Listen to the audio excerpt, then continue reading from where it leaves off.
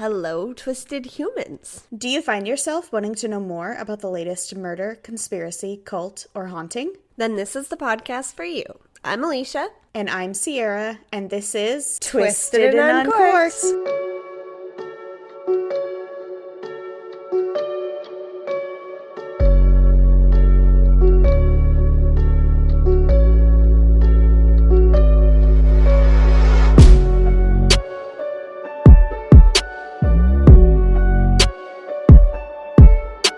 Welcome, guys, to another episode of Twisted and Uncorked. This is episode 47, and we're back on our serial killer train to tell you a pretty crazy case. But before we get to that, we're gonna talk fun facts, and then I will tell you about the disaster that just happened in my kitchen. Okay. So, Sierra, do you have a fun fact for me? I do have a fun fact, but I also came prepared with a question for you. Okay, what is your question? And this is just because, so this episode comes out the week after Christmas, but we are recording it the week of Christmas. So I have to know, what is your favorite holiday Christmassy movie? Ooh. I don't know if I ask have a that favorite. because as we record, we have family here, and they are watching Christmas movies right now. So if you can hear people in the background, I apologize. It's the holiday season. What Christmas movie are they watching? I have no idea. Oh. See, I have I ones didn't that I wanna- watch every year. Yeah. Starting with The Nightmare Before Christmas, which I watch also during Halloween. Yeah, of but course. my favorite, I don't know, I love How a Grinch Stole Christmas. Like, I love Elf. I know it sounds cheesy as hell, but I love those movies. Yeah. My family used to watch National Lampoon's Christmas every year because that's my dad's favorite movie. Yeah. I can't say I have a favorite one. I don't know. I like them. They make me feel That's happy crazy. inside. What about you? Yeah. My favorite, for sure, 100%, is The Santa Claus. Oh, yeah. That's As a good in one. the Claus, the Santa Claus. With Tim Allen. Yes. And pretty sure Tim Allen is not a favorable person in the world of 2021, but I don't care. Okay, I grew What up has on he these done in movies, and I 2021? can't not like them.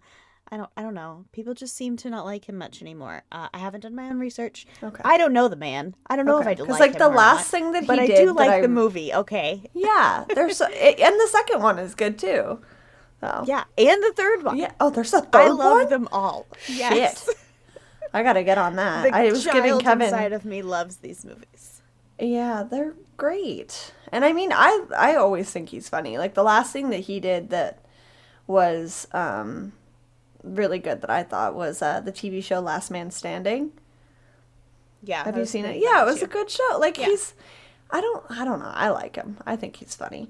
And he also kind of like he just kind of reminds me of like a dad. Like, he's just a dad all the time. So how can you not like him? Yeah. I was giving Kevin shit, though, because we have watched next to no Christmas movies this year. We couldn't find a gingerbread house to be able to decorate like we do every year. So I'm like, Really? this year is horse shit. So, Damn. but yeah, that's a good question. And we're kind of in that like awkward in between. So we hope you guys had a happy holiday, and we love you all. So, not Yeah, that I hope you anything that we're watched lots talking of about holiday today movies. is. Oh, also I cheery. need to know. No, that's why we're starting it with these questions, okay? We're starting it on a happy note. It will end much darker, Yes. especially by next week. Yeah. So what do you consider a quote-unquote Christmas or holiday movie? Because, so I watched BuzzFeed's Unsolved and BuzzFeed's Unsolved Supernatural, Shane and Ryan, my two Yeah. favorite men in the whole world, other than the ones who live in my house. Yes. And Anyway. They have... don't forget about Dakota Layden. We know you love him too. Oh, God. I do love She's well, like, oh it's- my God. I love Dakota, but I love... I love the others a little more. But thank you, Dakota, for bringing them together. But anyway, so Shane and Ryan for sure, though, 100% would be best friends with. But they have their own network now called Watcher on YouTube. Oh, They cool. separated with BuzzFeed, and they have the Watcher network now. And there is a show that they do on there about the best, like top 5 best Christmas movies. One of Okay. the episodes is, and it's top 5 best whatever, but one of them is Christmas movies. And somebody in them obviously says Die Hard as a Yeah. Christmas movie, which everyone's like either for or against. Yeah. And then another one is Edward Scissorhands as a Yeah. Christmas movie. And then I can't remember the others, but like where do you stand on what is a quote unquote Christmas or holiday movie? I don't know. I think if it has... Does it have to be made for the holiday, or does it have to just have snow in it, or does it have to come out in December? I think any of the above. I don't think you Okay, can well pigeonhole then- it to one thing. Like, one of I the haven't seen classic it movies was The Holiday, and that's not directly about Christmas, but it's like... But it's about the Yeah. holiday season, though. Yeah, but I know. It's called The I just- Holiday. Yes, I know. But it's just like, it like has next to nothing to do with Christmas, really, other than the fact that they both get away for a holiday. And, Yeah. you know, they switch. If nobody has seen that movie, you have to watch it. It's super cute. Yeah. But I don't know. I would consider that a holiday or a Christmas movie. So I guess it depends. I guess it depends on the feels that you're needing. But Yeah. if it has, you know, Christmas in it or the holiday season in it, I think it counts. It's kind of like a Okay. holiday special of like a sitcom or whatever. I don't know. It's hard to say. Interesting. Hard to say. Yeah. What about you? Well, this holiday season comes out Spider-Man, and I haven't yeah. seen it yet, but I'm 98% sure that'll be my new favorite Christmas movie if the only stipulation is it has to come out in December. So That's very funny that excited you to say see that it. because me and Kevin, I was like bedridden this last weekend, guys, but me and Kevin watched Homecoming and Far From Home this weekend because we were going to go and watch it. Did you? We didn't get to go and me watch it because I was dead, so we're going to Me go and see Jesse it were gonna go this and watch weekend. it too, and we kind of talked ourselves out of it, mostly because my children would have been pissed if we saw it without them. So Yes, that is a we were reasonable... kid free, and we were like, "Oh, we should see it." Have but they also seen the with other parents. ones? So, huh? Have they seen the other ones? Like the other two Yeah, they're all with on Tom Disney Holland? Plus. Okay. Yeah. Yeah. They're really good. I mean, Yeah. we could have a whole other debate on who's your favorite Spider-Man. He is. He is my favorite. Tom Spider-Man. Holland, me too. Thank Yes. you. I'm so glad that you say that because if one more person says Tobey Maguire, I'm going to punch them in the face. He is Spider-Man. Even just in Homecoming, how nerdy and like awkward he is, and like, oh, Mr. Stark, like I don't. Yes, he's he so is flippin' cute. Spider-Man. The whole time Yeah. I'm like, oh my god, I forgot how cute Um, this movie was. Who was the other one? I'm trying to remember all Andrew three of them. Garfield, and he was too sarcastic to me.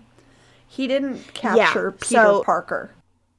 Tobey Maguire was definitely my that's Spider-Man before Tom Holland, but Absolutely. yeah, the middle one.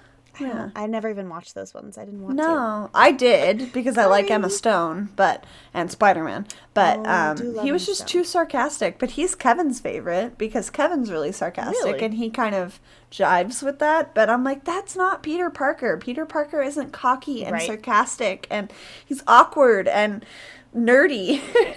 So Yeah.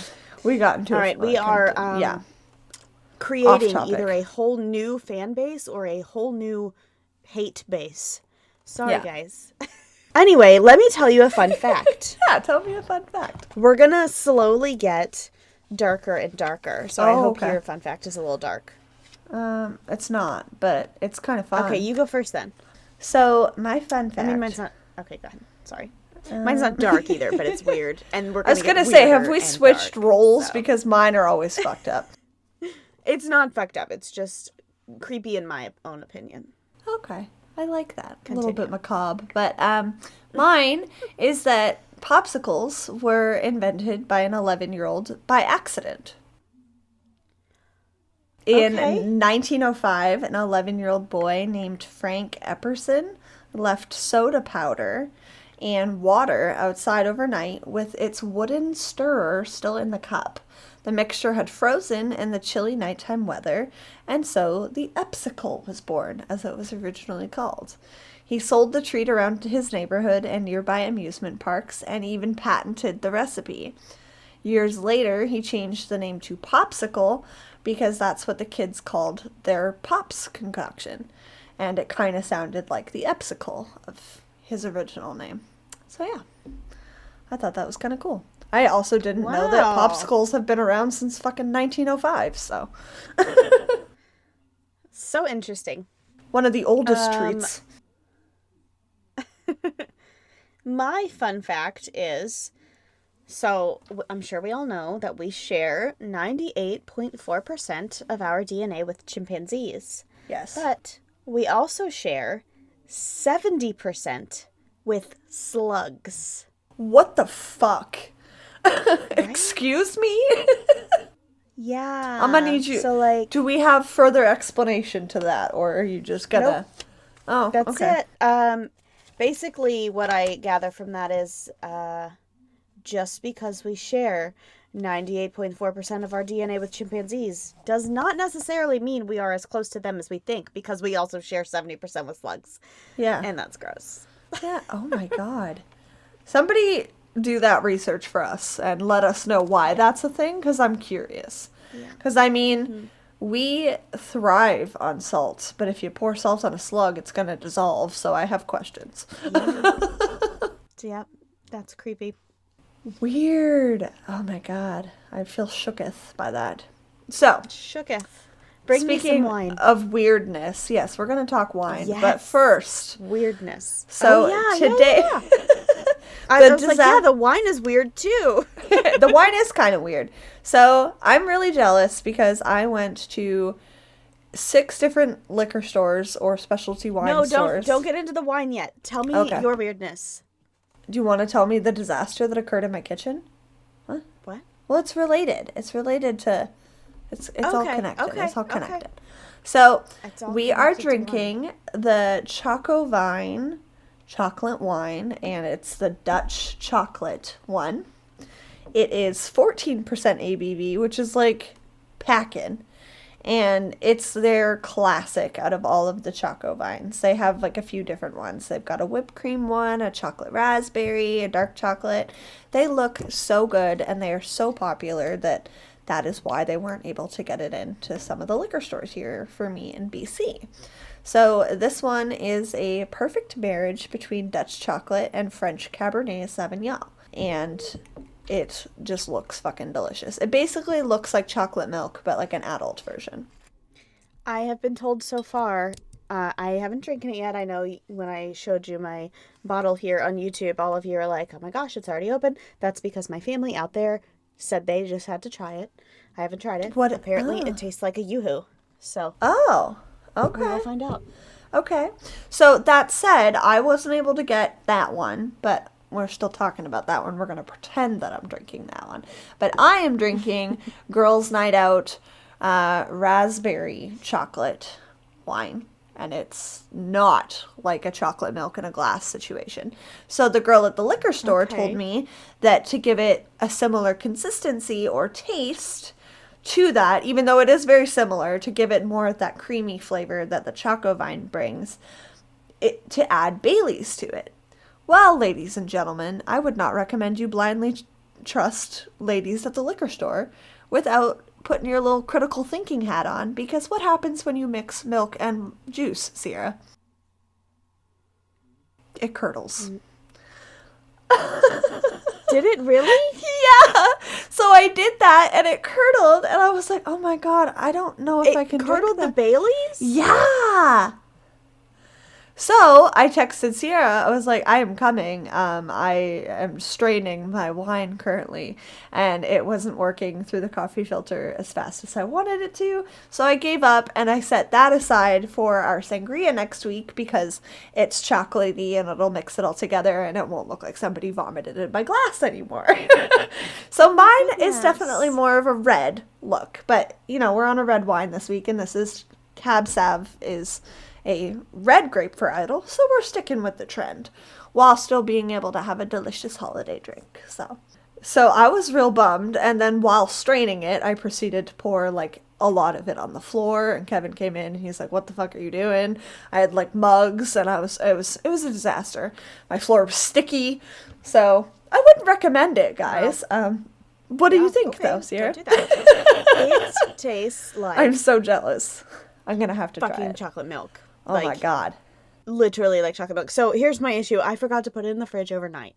I didn't put it in the fridge until like an hour before we started, and it's not very cold, so I put ice in it. I am not a weirdo who puts ice in milk, I swear to God. Or wine. But I did put ice in... Oh, I put ice in wine all the time. Ice in milk is gross. Ice in milk is gross. Fine. Waters it you down. drink the wine fast enough. Yes, that's true. Don't be like Alicia's milk, mother, it's not who okay. lets a glass of Chardonnay sit on the desk for like 2 hours. And I'm like, Mom, it's basically water at this point. You can't drink that. Yeah. This... I need it to be cold because it looks like chocolate milk, and if I was drinking chocolate milk that wasn't cold, that'd be gross. Yeah, that'd be really gross. But it tastes like chocolate milk. The first, like, hit in your mouth is very alcohol-y. Not like wine, though. Like, it tastes like... God, I don't even know. Kind of like the way that alcohol. Bailey's is, like, you get that? No, not even that. Bailey's alcohol flavor is still a little creamy. I'm jealous. When they finally get it in, I'll try it and I'll let you know. Maybe like Bailey's. Like, it burns my throat just a tiny bit. Okay. It's weird. But then the aftertaste is like, I literally just had chocolate milk. Like, it just tastes like chocolate milk. And I have to admit that I am not ashamed to go to a breakfast place and order fucking chocolate milk with my breakfast, okay? No. I like chocolate milk. I am Who a doesn't big like chocolate milk chocolate drinker. Me and my children are the only people at the table who order chocolate milk because I I'm will a child. save my fun facts about chocolate milk because I don't want to ruin it for anybody. Oh, Jesus. From now on, if this is on the menu, this is adult chocolate milk. It's amazing. Yeah. You're like, I would like an adult chocolate milk, please. And they're like, beg pardon. So good. I'm so jealous. So, okay, I'm going to try mine because I had a sip of it while it was a curdled mess, but oh my god, that's so good. It tastes really chocolatey despite the fact that it just looks like a glass of red wine. You can really taste the raspberry. So, girls' night out, raspberry chocolate truffle, guys. 10 out of 10 would not recommend you pour Bailey's. So, we are talking serial killers today, guys. And, we cannot put it off any further. Sorry for this story. We're going down from here. And we are talking about the Bloody Benders today. Now, for such a vast amount of information, a lot of it is the combination between, like, speculation, rumor. You know, it's, like, very much an old Western murder movie is basically how it felt while I was doing my research. But it's really cool. And we will get into why. They're an infamous family of serial killers. They lived and operated together, wreaking havoc in the South during the 1800s. So buckle up, twisted humans, for this wild, wild ride. Oh, goodness. So the Bender family, also known as the Bloody Benders, operated in Labette County, Kansas from May 1871 till December 1872. The family consisted of 4 members: John Bender, his wife Elvira, their son John Jr., and their daughter Kate. Are you sure it's pronounced Elvira? I think so. But it's an Elvira, like... It could be Elvira. An yeah, infamous... You're right. Yes, that's scary true. person? I wonder... Oh, because... We'll get into a little bit of who these people were. But yeah, Elvira probably makes more sense. And contemporary newspapers reported that several of the Benders' neighbors had actually stated that Kate and John Jr. claimed to be married. So we're not really sure. Maybe common law marriage, maybe a ruse method to their crimes, or maybe a little bit of incest because it's the 1800s, but there's really no way to know. During this period, John Bender Sr. was around 60 years old. He spoke very little English, and when he did speak it, it was so guttural that it was usually, intelligible. Like, you couldn't understand what he was saying, really. Unintelligible, yeah. Yes, I don't know why that word sounded so awkward to me. But he was over 6 feet tall. He had dark, deep-set eyes and bushy eyebrows. He had a heavy beard and was described as a wild and woolly man. Which, like, what a way to be remembered. Okay. Are you Bigfoot? Yeah, is he Bigfoot Gary, perhaps? Right? What the hell? Elvira Bender also spoke very little English. She was around 55 years of age, was so unfriendly, and had the look to match, which kind of reminded me of like an ancient resting bitch face kind of situation. And her neighbors took to calling her a she-devil. So far this family is not, well appreciated. And rightfully so. John Bender Jr. was around 25 years old. He was considered handsome, with auburn hair and a mustache. He spoke English fluently, but with a heavy German accent. John was prone to laughing aimlessly, which led many to consider him a half-wit, which I know is not necessarily politically correct, but that was how he was described. Just not all there. Okay. Kate Bender was around 23 years old. She was captivating and attractive. She was tall with red hair and was considered very outgoing. She spoke English well with very little accent. And she was a self-proclaimed healer and medium. She even distributed flyers advertising her supernatural powers and her ability to cure illnesses. But she charged people up the butt for her services. She also conducted seances and gave lectures on spiritualism, for which she gained notoriety, and she seemed like a generally cool lady other than the possible incest and murder part. So, yeah. Seemed like our type of gal. If what she was doing was true, and she wasn't just scamming people. Which, the latter seems more likely. I'm sorry, quick interruption here. I have learned so much recently about scam artists. Yeah. In, like, just research and listening to other stories and this and that. I want one of our special topic ideas in the future to be ooh, that's a good con one. Artists or scams. Yeah. There That's are a really so good many one. out there. Put a pin in that for when you have to suggest things if people don't. Yeah. But guys, let us know what you want us to hear. And hint, hint, we want you to choose con artists. So, Kate's services in particular became a large attraction for the Benders Inn, although the elder Benders typically kept to themselves. Kate and her brother regularly attended Sunday school in nearby Harmony Grove, and they were really the only two members of the family that were kind of accepted into the town. Given the descriptions that I've given you, that makes sense. Right. So they do have, like, a hotel? Well, The inn? We'll get there. Okay. While there's no definitive number, estimates report that the Bender family killed at least a dozen travelers before their crimes were eventually discovered. The fate of the family still remains unknown, with theories ranging from lynching of the family to a successful escape. But Sierra will get into some of these theories in part 2. Mm-hmm. So to begin our story, John Bender Sr. chose a 160-acre section on the western slopes of the mounds that today continues to bear their name, the Benders. The property was located directly on the Osage Mission Independence Trail that was frequently used by travelers for deliveries between towns. And this trail was originally created because of buffalo herds, which is what, made it accessible through these. These trails were typically used by travelers for deliveries between towns. Think typical Old West while we're telling this story. Right. After a cabin, a barn with a corral, which, if anybody doesn't know what that is, it's basically an enclosure that's attached to the barn so that animals can freely move in and out and still stay where they need to be. It's also called a corral. Oh, not a corral?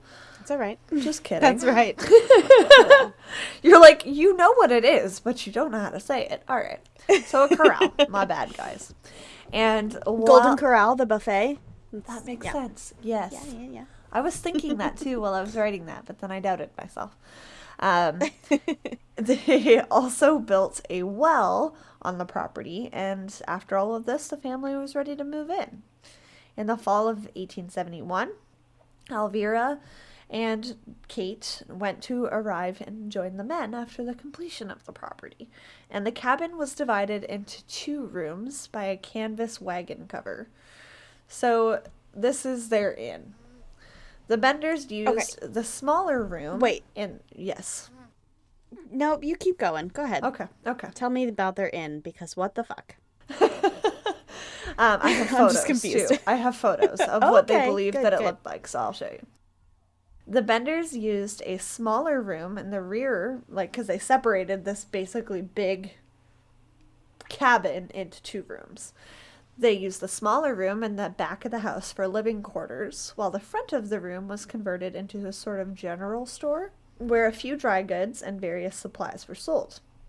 The front section also contained the kitchen and dining table where travelers could stop by for a meal or even spend the night if they'd like after their shop.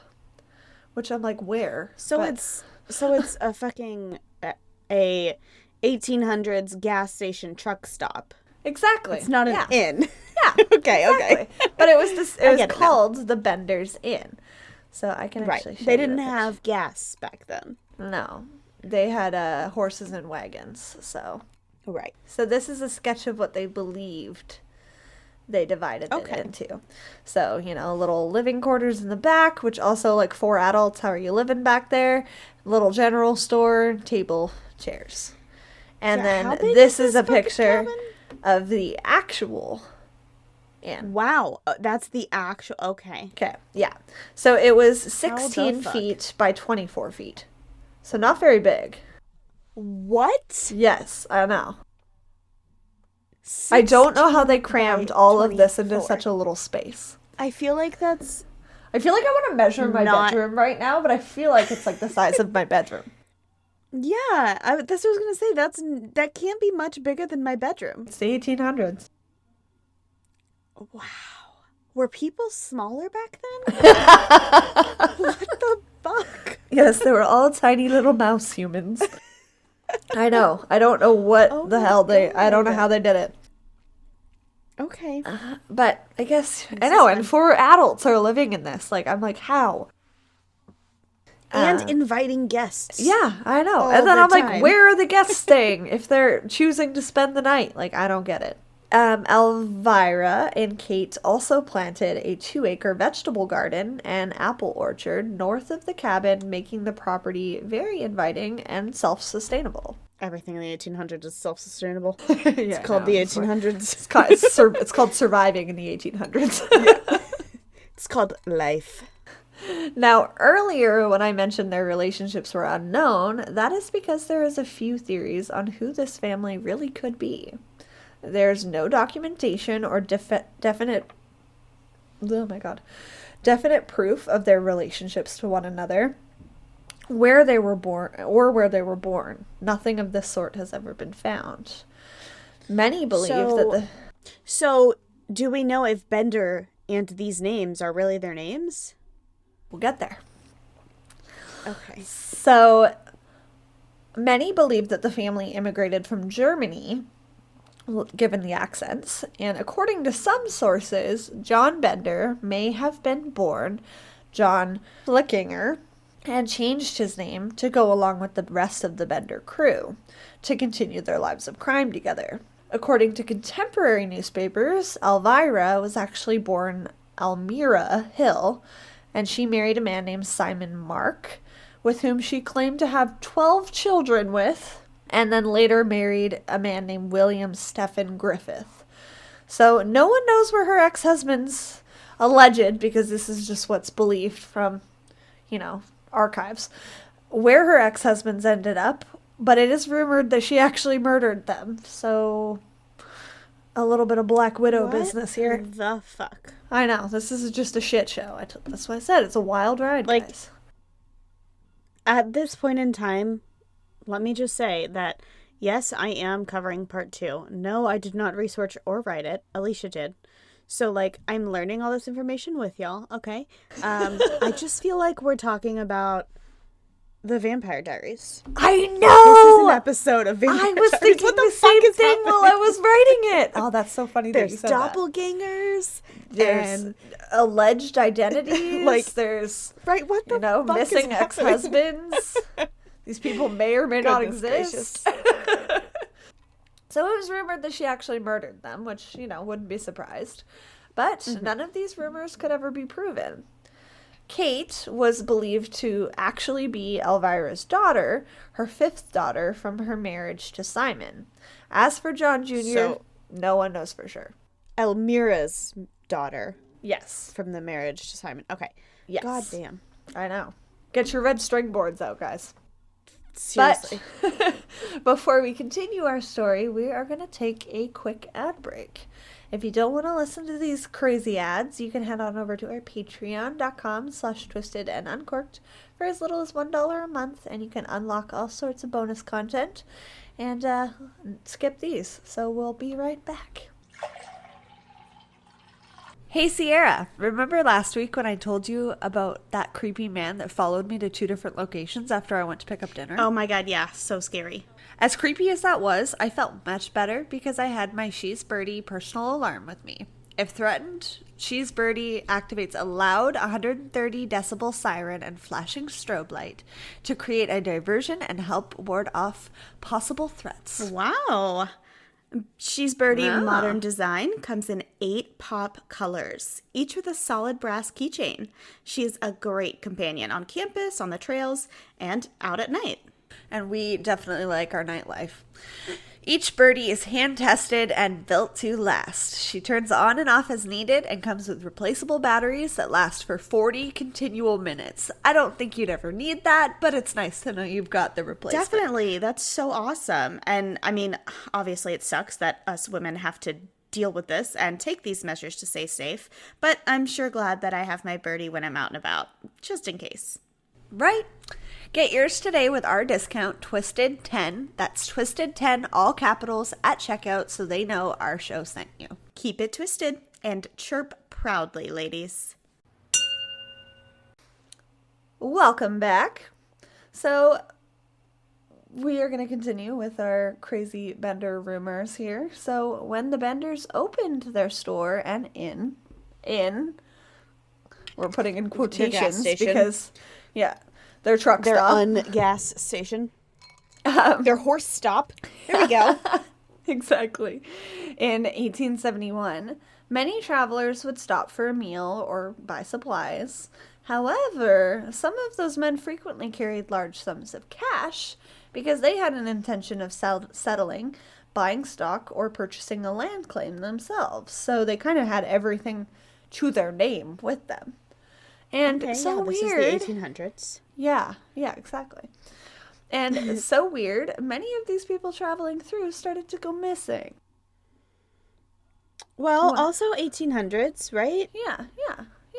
Like, if I mean, people just... They were on the Oregon Trail, and they died of... Why can't I think of the word right now? yeah, there Help me was, out. like, Dysentery. You have died of dysentery. The Oregon Yeah. Trail. yes. They just die of dysentery. No one knows. Oh my god, it's funny that you say that, because I have a different reference later that also alludes to dysentery. Oh, okay. But these people started to go missing, and when the friends and family of these people started to look for them, they could only trace them as far as Big Hill County of southeast Kansas before they could find no trace of the lost traveler. And this wasn't far from the Bender Inn either. The first few missing travelers didn't raise alarm overall, as it was the 1800s, and it was not uncommon during those days for men to simply continue their journey westward. I mean, there's no cell phones. You can't connect with your loved ones if your plans change. And this trail stretched between states, so there was large stretches of desert in between. And this made it dangerous due to pissed off Native Americans at white men, and rightfully so. Bandits, robbery, animals. If anyone has ever seen A Million Ways to Die in the West, it's pretty accurate. Everybody died of dysentery. Oh, that movie is funny. If anybody's like a Seth MacFarlane fan, it's a good movie. Yes. Thank you. I'm like over here like, come on, every episode of everything he's ever done. Like, yeah. I'm pretty sure there's an episode of Family Guy that does it. That's yeah, it's a million ways to die in the West. Yeah. It's everything. This is what we're dealing with here, people. Except you threw in the bloody benders. In theaters. Yes, it was good. It was pretty good. However, as more time passed and the disappearances became more frequent, by the spring of 1873, the region had become strife with rumors, and travelers were warned to avoid the Osage Mission Independence Trail, the same one that crossed through the Bender property. Weird. So weird how this keeps happening. In May of 1871, the body of a man only known as Jones had his skull crushed in and his throat cut. He was discovered in Drum Creek. The owner of Drum Creek was suspected, but no action was ever taken as there was no proof. But this property wasn't far from the Bender farm. In February of 1872, the bodies of 2 men were found who had the same injuries as Jones. The area was already widely known for horse thieves and villains, and vigilante committees often arrested some for disappearances, only to later release them because, again, there was no proof, only rumors and finger pointing, because it's the 1800s. In the winter of 1872, George Newton Longcore and his infant daughter Mary Ann left Independence, Kansas, to resettle in Iowa, and they were never seen again. People in Iowa who knew that they were expected reported them as missing. In the spring of 1873, Longcore's former neighbor, named Dr. William Henry York, went looking for them and questioned homesteaders along the trail. Dr. York reached Fort Scott and on March 9th began the journey to the Independence, but also never returned back home. What the fuck? Yeah. By 1873, reports of missing people who were passing through this area became so common that travelers did indeed take the warning seriously and started to avoid the trail. It's so weird to me to think. Sierra's stressed, okay, guys. So all of this is, yes, I am completely stressed. But I'm stressed for so many different reasons. Like, for one, they're all going missing. Obviously, that's stressful. But for two, it's like 1870-something, and people are just like, you know what? Fuck this state. I'm moving to a new one. Like, the world has been the same for so fucking long. You know? Wild. It's wild how so much has changed, but so much hasn't. Yes. That's funny. It's stressing me out. I know. Just don't pack up your entire belongings on your horse and wagon and try and move on, guys. Just stay where you are. It's safer that way. I have moved so many fucking times in my life. Like, this is hitting me deep. Yes. In an 1800s way. Yes. I can picture Sierra on horseback riding through with her little hat. Trying to survive dysentery only to be eaten by some vampire named Elvira. God damn. When a guest would arrive to stay at the Bender's Inn, they would give the guest a seat of honor at the table, which was positioned over a trap door that led into the basement cellar. Oh, okay, so we're back to the pull the lever crunk. Yes. Exactly. Okay. Except it's not Yzma, it's the Benders. So, right. With the victim's back turned to the curtain, Kate would distract the guest, while John Bender, or his son, would come up from behind the curtain and strike the guest on the right side of the skull with a hammer. The victim's throat was then cut by one of the women to ensure death, and the body was then dropped through the trapdoor into the cellar. Once the body was down there, it would be stripped and later buried somewhere on the property to hide the evidence. Although some of the victims had been quite wealthy, like I said, they literally had everything to their name, the others had been carrying little of value, and it was surmised that the Benders had killed them simply for sheer thrill. Or because they were vampires and they were drinking their blood. Or that. It has to be, right? Who would fucking do that? Jesus. I know. This is just wild. So Dr. York, the gentleman that went looking for Mr. Lancourt and his daughter, who had been his neighbor, Right. had two brothers, Ed York and Colonel Alexander York. Both knew of William's travel plans to search for his neighbor, and when he failed to return home, an all-out search began for the missing doctor. Colonel York led the party of some 50 men in the search. They questioned every traveler along the trail and visited all of the area homesteads. On March 28th, 1873, Colonel York arrived at the Bender's Inn with a man named Mr. Johnson, explaining to them that his brother had gone missing and asked if they had seen him. They admitted that Dr. York had stayed with them and suggested the possibility that he had run into trouble with local Indians. And again, I know that's not the correct term, but that was his words.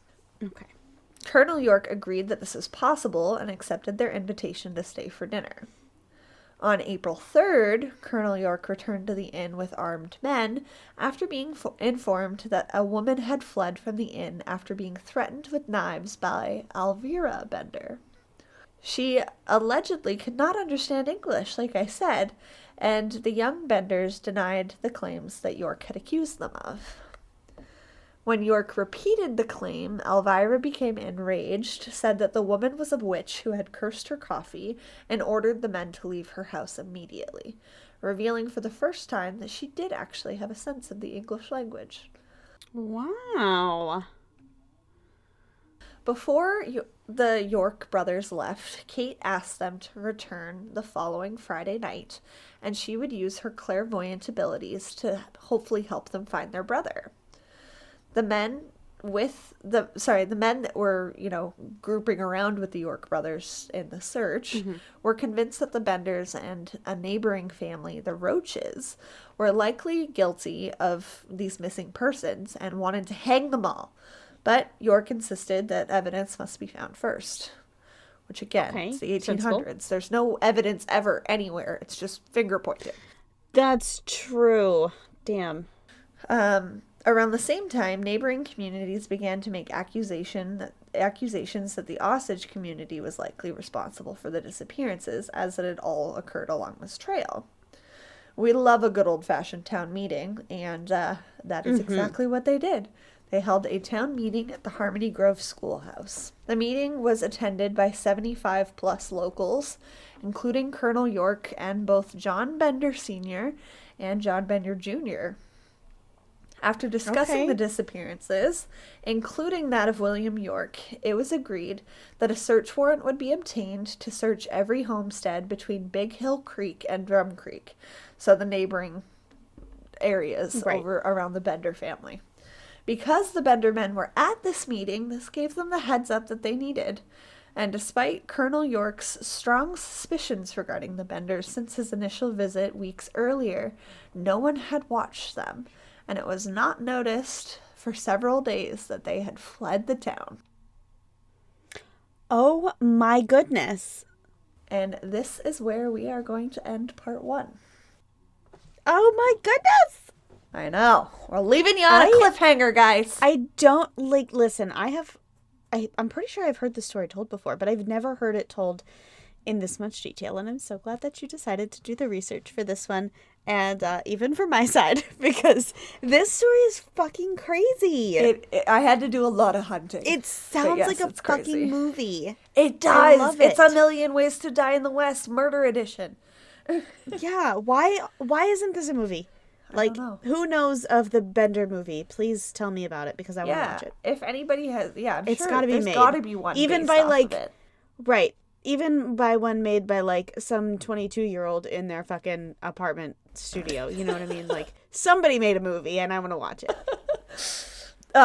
Yes, just wild. So we hope you guys enjoyed this, and I gave you more information than, other sources have covered over the years. And Sierra will pick back up on this crazy mystery next week. And yeah, don't forget to leave us a 5-star rating and review. It's really all we want for Christmas, guys. It's the best way you can spread the word.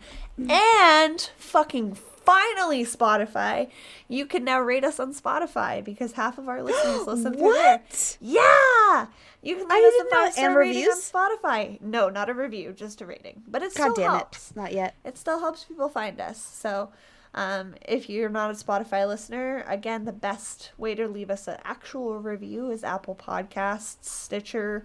You can also leave them on Podchaser or Good Pods. It really helps us out, so please go and do that. Pretty please. We're not begging or anything, but we would like people to continue to find us. Or you can tell your friends and family. You know, your word of mouth recommendation means just as much. And follow us on all the socials. Check out our website for pictures of these crazy benders or sketches of what they're believed to look like, as well as their cabin /in situation /closet. And we will see you guys next week. And Sierra, what day is it today? Today is December 28th, and usually I like to end these things with a happy thing, but I had to bring this up because I didn't know it was even a thing. On this day in 2012, Vladimir Putin signed into law a ban on the U.S. adoption of Russian children. What the fuck? Americans are not allowed to adopt Russian children. I was today years old when I learned, so hopefully you guys too. Okay? What the hell? Right. Our show is just full of interesting facts. You're welcome, guys. You're welcome. We hope you have a wonderful new year, and we will see you in 2022. And in the meantime, keep it twisted.